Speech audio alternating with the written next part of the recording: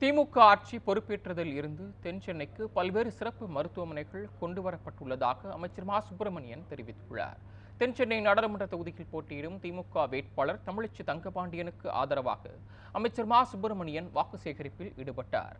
அப்போது பேசிய அவர், தென் சென்னையில் 20 புதிய மருத்துவமனைகளை முதலமைச்சர் ஸ்டாலின் திறந்து வைத்துள்ளதாகவும், பாஜக வேட்பாளர் தமிழிசை சவுந்தரராஜனுக்கு தென் சென்னையில் உள்ள மருத்துவமனைகள் சுற்றிக்காட்ட தயார் என்றும் கூறினார்.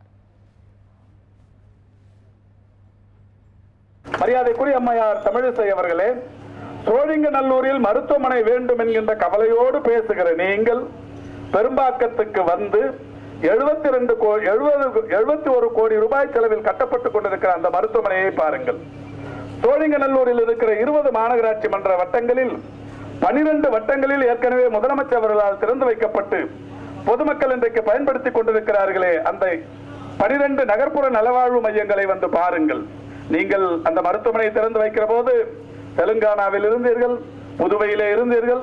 நீங்களே சொல்வதை போல 20 பணிப்பெண்கள், 200 காவலர்கள், இப்படி ஆடம்பரமாக இருந்தீர்கள்.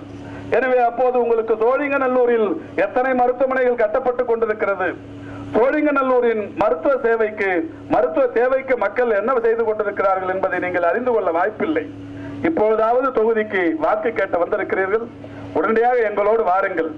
நானே எங்கள் செலவில் உங்களை அழைத்து செல்கிறேன். இந்த 12 வட்டங்கள் எங்கேயெல்லாம் இருக்கிறது, எங்கேயெல்லாம் அந்த மருத்துவமனை கட்டப்பட்டிருக்கிறது, இதையெல்லாம் உங்களை அழைத்து சென்று காட்ட தயாராக இருக்கிறேன்.